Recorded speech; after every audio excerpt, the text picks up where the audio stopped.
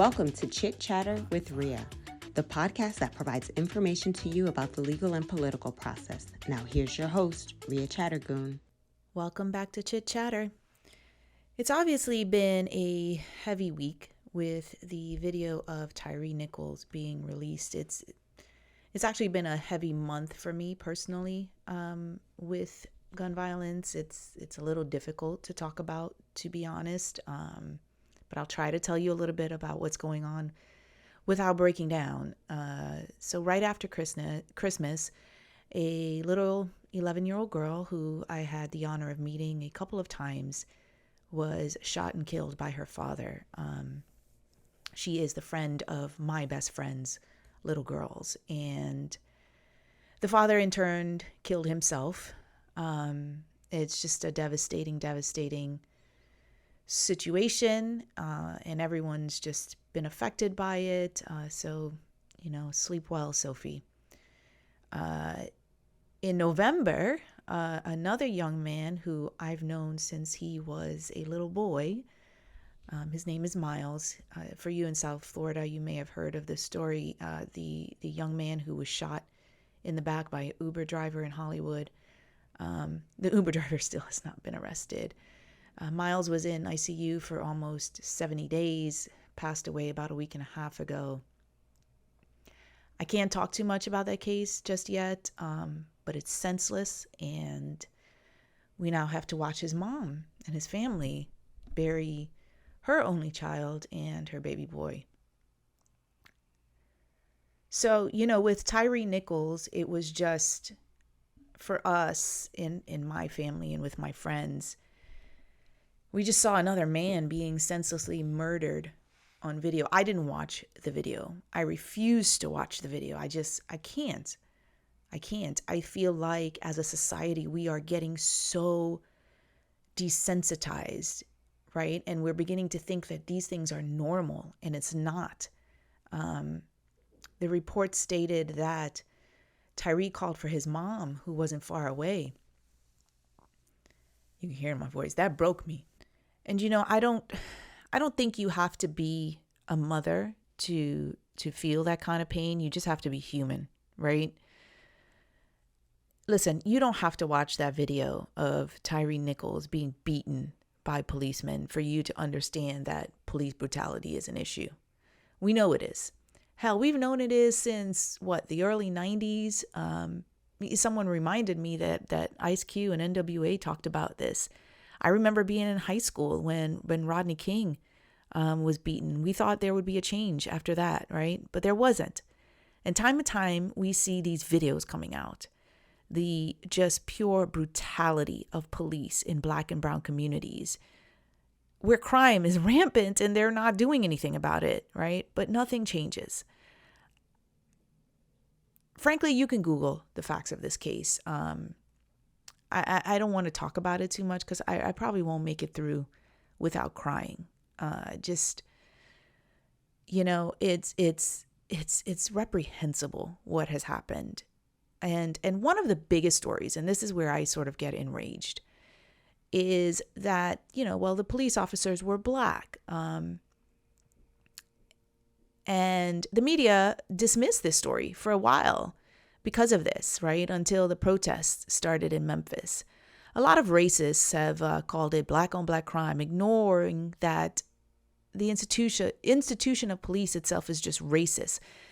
Marjorie Taylor Greene, God, I wish she would disappear, got on the House floor yesterday and said, well, this isn't part of racism because the police were Black. And then she tried to equate it to the lady, I forget her name, who was shot in the insurrection, and called her death a murder, as opposed to, I don't even want to get into it because she's just so dumb and I probably shouldn't be giving her any energy. But let's be clear, right? This is exactly why we need to educate our children on the issues of race, on the issues of systemic racism, on the issues of American history. Because just because these police were Black doesn't justify beating someone to death for a traffic stop. I mean, these 5 police officers, by the way, according to reports, have been reported to Internal Affairs a few times for similar conduct, and were still out on the street. The chief of police, I think her name is Sarah Lee Davis, was apparently the chief in Atlanta, I believe, and had a similar task force called the Red Dog that was known for police brutality and excessive force. She didn't get fired. She moved to Memphis. And this is what we see. We see this all the time. I will tell you, I have conducted investigations, and I know that these police officers with the unions, and listen, some of them are right. Some of them are not valid claims. But some of these police officers have 5, 10, 15 complaints and nothing's done, and they're just put back on the street without any real investigation, right? So the issue of authority and using black bodies to uphold white supremacy is an actual historical fact in this country. Pick up a book and read. This is what they are trying to avoid the youth of today from learning. I know my audience probably knows this, right? The people who listen to, all 5 of you, who listen to my podcast. I just get riled up. I get riled up of the ignorance, man. I really do. Speaking of ignorance, I told you guys this was coming down the pipeline, right? Paul Renner, the state representative, I think from the Palm Coast area, and he's also the Speaker of the House, Florida Speaker of the House, introduced legislation for permitless carry in Florida. What does that mean? It means that a person who wants to carry a concealed weapon in Florida will no longer have to apply for and obtain a permit. The bill is similar to the one introduced in Texas. And you can go read it for yourself. What I've read, it's going to remove background checks, instruction, training, and oversight. So currently, the law in Florida, and I will give you the statute number because I want you to read these things and educate yourself. It's Florida Statute 790.06. That statute requires to carry a concealed weapon. You have to be 21 years of age. You can't suffer from a physical infirmity that prevents you from safely handling a weapon. You can't have been convicted of a crime involving a controlled substance or a felony. And that includes in other states, by the way. So if we're taking away these background checks, how do you find all of that out about a person, right?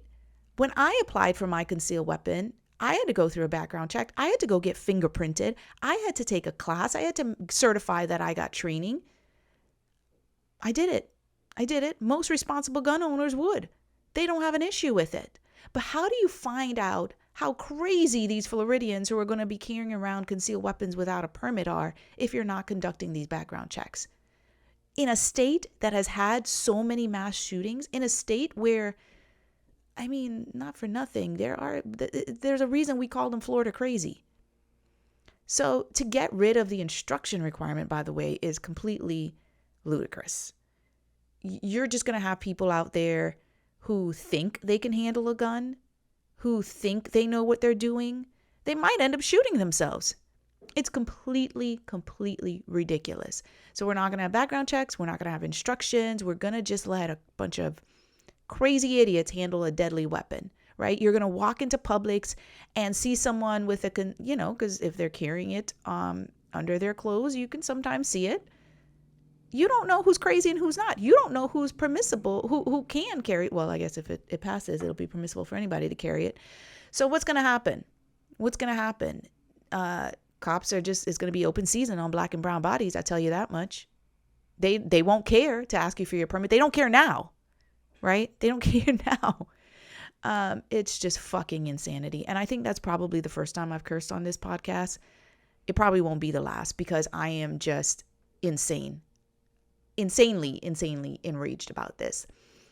What made me even more pissed off about this was that State Representative Renner made this announcement right before the 5-year anniversary of the Parkland shooting. Children were killed in that shooting.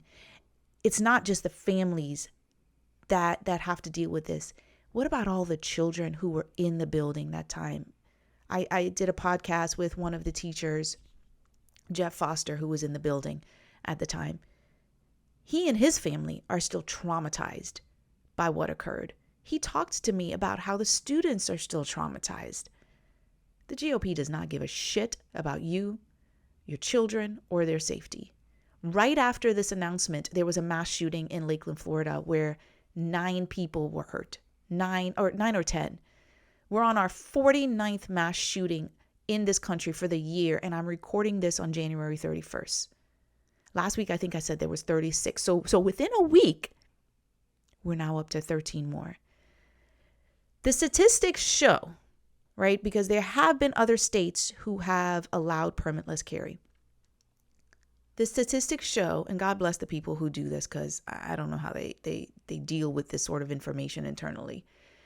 But the statistics show that 20%, there's a 20% increase in gun homicide.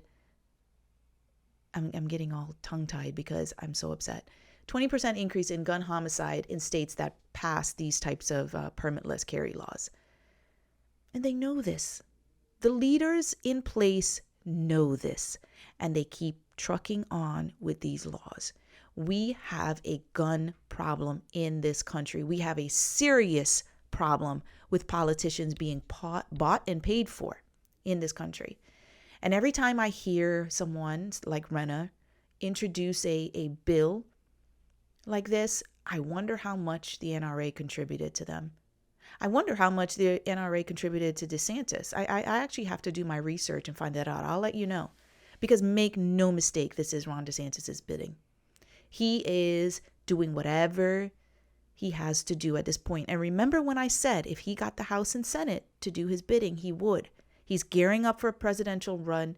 He's pulling out all the stops. He's making these outrageous announcements to detract you from the fact that the state of Florida is suffering from an insurance crisis, that, people can't find housing in this state, that the minimum wage is low. I mean, he's doing whatever he has to stay in the press and create organized chaos, and it's working. And for those of you who continue to vote for him, shame on you. Shame on you. I don't even have a solution to offer, because the days of calling your representative in droves or protesting doesn't seem to change anything. These politicians for the GOP and some of the Democrats, I want to be fair. I want to be fair on this, because some of the Democrats don't speak up, or they speak up and they do it for the soundbite, right? There's no real work behind it. So they're also at fault for this, but nothing's going to change here. The redistricting in Florida is so skewed that it probably wouldn't even matter. And what's crazy is the people who are voting for these people are the people who are most likely affected by it.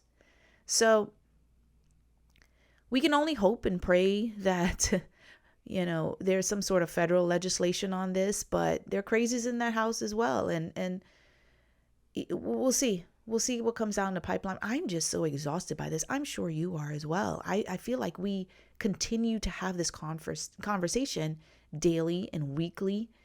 It's exhausting. It's exhausting. It's really exhausting when you see that other countries are not having this issue, right? Other first world countries. So moving on. I'm going to move on. George Santos. So many of my friends said that I needed to talk about him more. And I was trying to figure out how I could tie him into some, educational aspect for the podcast. My friend Nicole, she's actually the one who did the intro and outro for the podcast, by the way, suggested that I tie it into hiring practices and checking references. So she's going to get the credit for this show.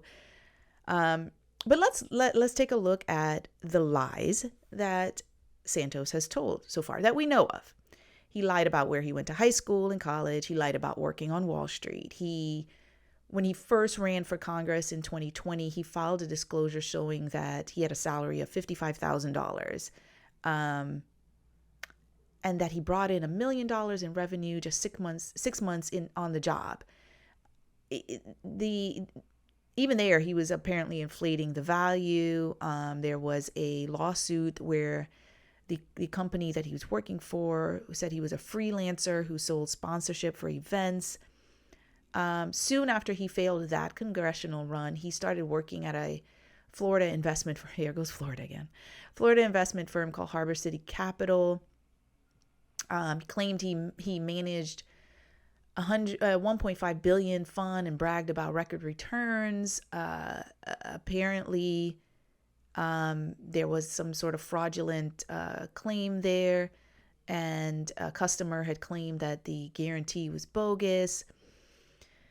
In April of 2021, the SEC accused Harbor City of being a sort of Ponzi scheme that stole $17 million from investors. And so that is currently, I believe that's in receivership, and there should be a mediation soon. Santos, let me be clear, wasn't accused of any wrongdoing by the authorities, but maybe a month later, he formed his own company called Devolder, I don't know how you pronounce it, and said that he helped rich people buy expensive toys, et cetera, et cetera. He claimed on his financial disclosures that he had made between $3.5 million and $11 million from that company before it was dissolved. Now, here's where it gets sticky. He lent his campaign, allegedly, $700,000. No one knows where that money came from. They don't know if it came from him personally. And so there's an investigation, I believe, into that. He also admitted in a new filing that about $500,000 of that was not a personal loan, but he didn't reveal the source of the money.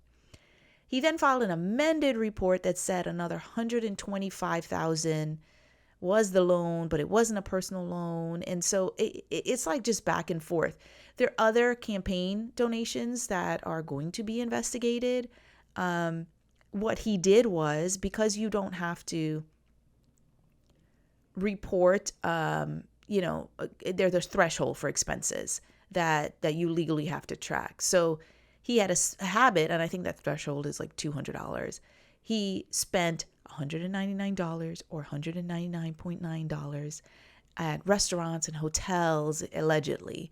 So it's interesting, right? And then we come with of course, we have the drag show controversy, which he says, by the way, is not him. I don't know if you looked at that picture. I have. It's him. I mean, anybody with a blind eye can see that. But there was also alleged fraud about when he lived in Brazil. Apparently, allegedly, when he was 19, he stole a checkbook and of a man his mom was caring for and wrote some $700 in fraudulent checks. And his roommates have accused him of stealing. He appeared to have made up a story about landlord claiming that he and his family ran a real estate portfolio of 13 properties. An investigation showed no evidence of these alleged properties, and they weren't listed in the financial disclosures.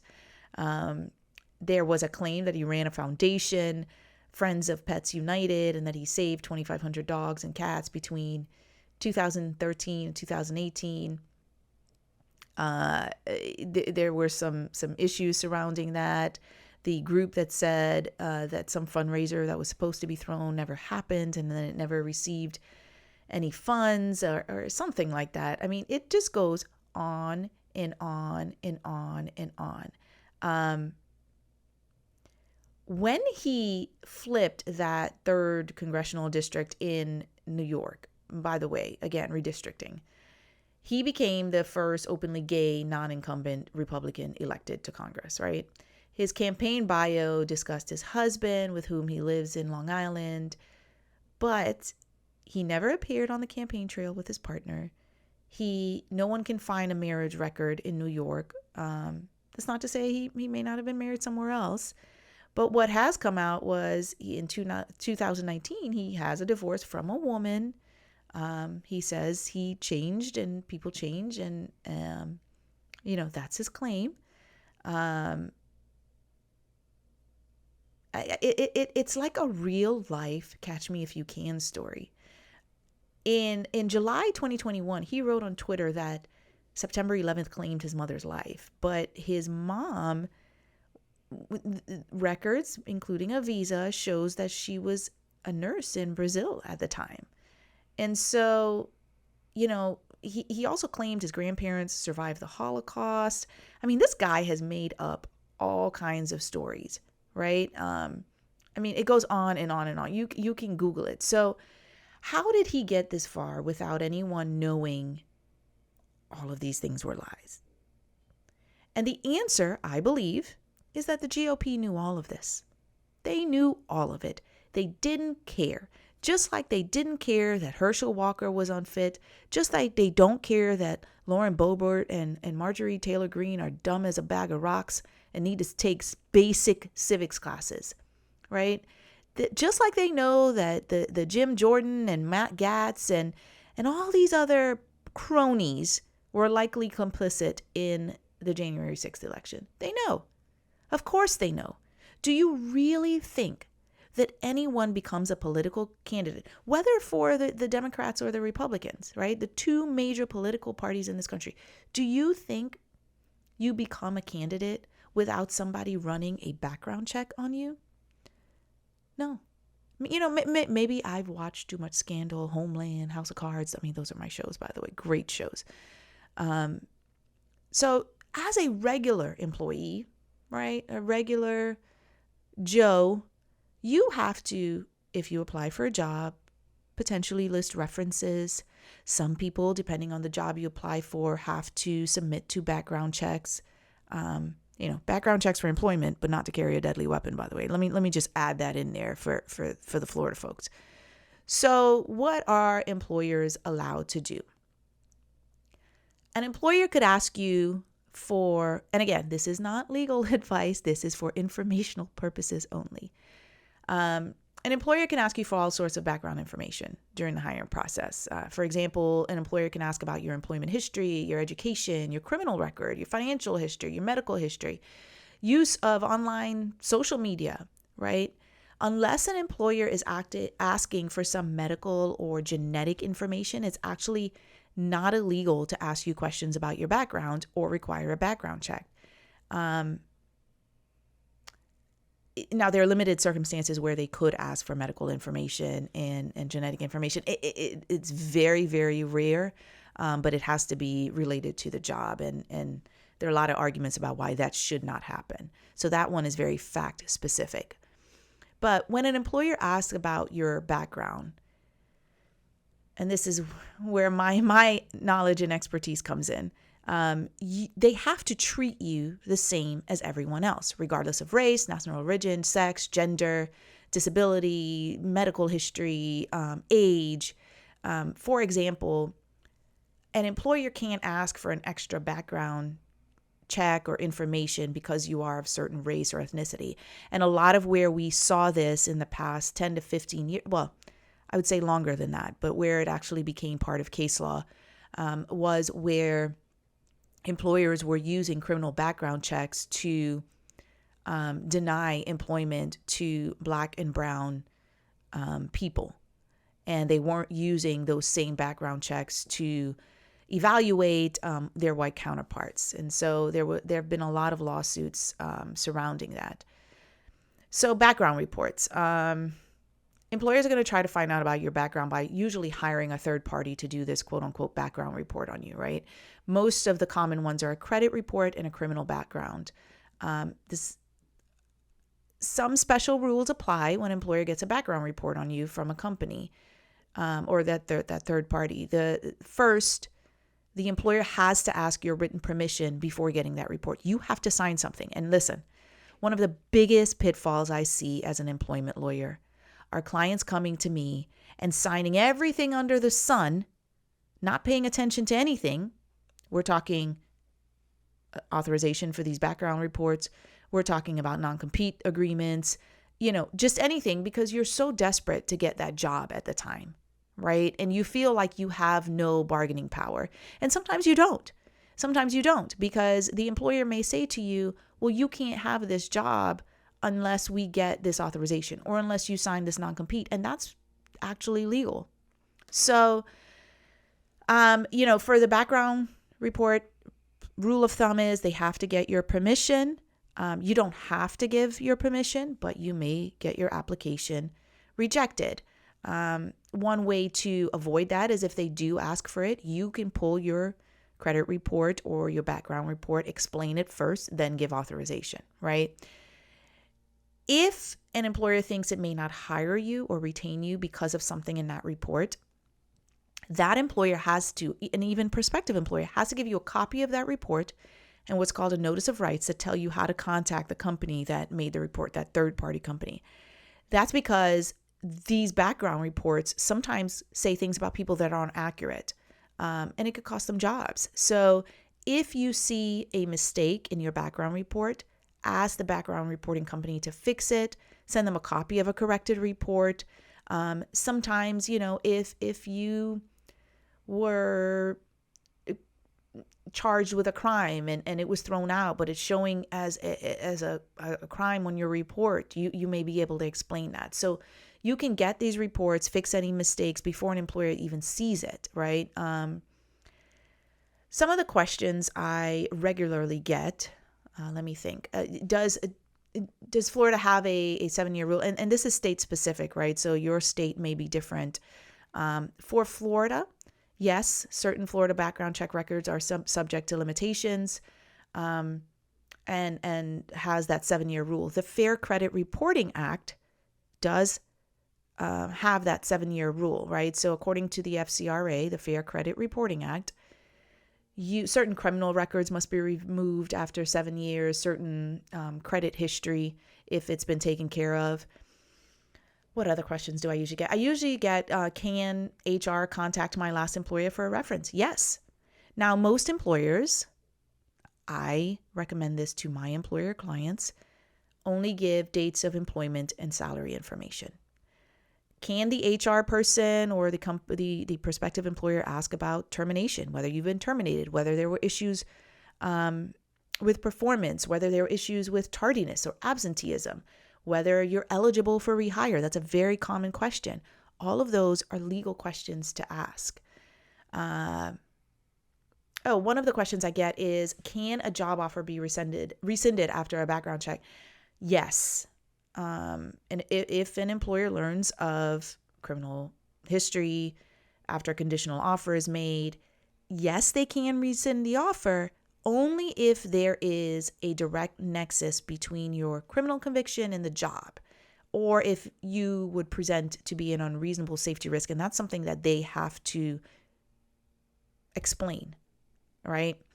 The case law on that really shows that a lot of failure to hire claims for Black and brown employees came out of sort of that rescission of offers of employment after background checks.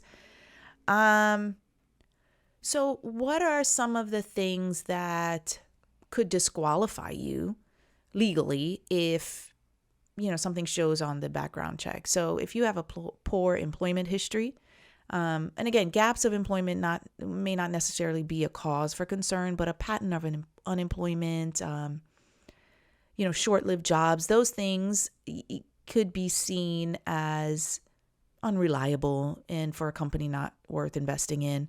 If you lied on your resumes or if there's inconsistencies, please don't do that. Dishonesty is a huge, huge red flag for employers, and that will most likely cost you a job. Don't lie about your education or skills or qualifications. We talked about criminal history. Let me see, if you received bad references. I mean, these things are things that could disqualify you. Bad driving record, by the way, if the job requires you to drive, if you're getting a company car or you're visiting clients, I mean, those are things that could affect your ability to become employed. Failing drug tests. That's a big one. Which is interesting because there's a lot just coming down the law with the legalization of marijuana. So that's interesting. Questionable social media activity. Listen, employers are going on your social media.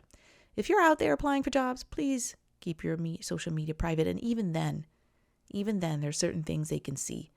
Just suspend it. It's not worth it. It really isn't worth it to get these types of disqualifications for employment. For more info on how you can check your rights with regard to background checks, you can go to eeoc.gov. You can also go to the FTC website. It's consumer.ftc.gov, I believe it is. There's a lot of resources out there for you. I hope this podcast has been one just to give you some general information. Again, not legal advice, just information. Hopefully on the next podcast, I won't be so enraged. I know the last two have been me sort of just screaming, but I do hope that you are sharing this podcast with your friends and subscribing to all our different channels. We're on Spotify, Apple, Google platform. We're also on YouTube. And I post the links to the Instagram page, which is Chit Chatter with Rhea. My lovely assistant has been telling me I need to get on TikTok. I don't know when you guys find time to do all these things. I'm drowning as usual, but I'll try to do it and put out more content for you. Hope this has been helpful, and I'll talk to you on the next show. Thanks for listening. If you enjoyed the show, please rate and recommend wherever you get your podcasts and tell a friend. You can also follow the podcast on our social media pages.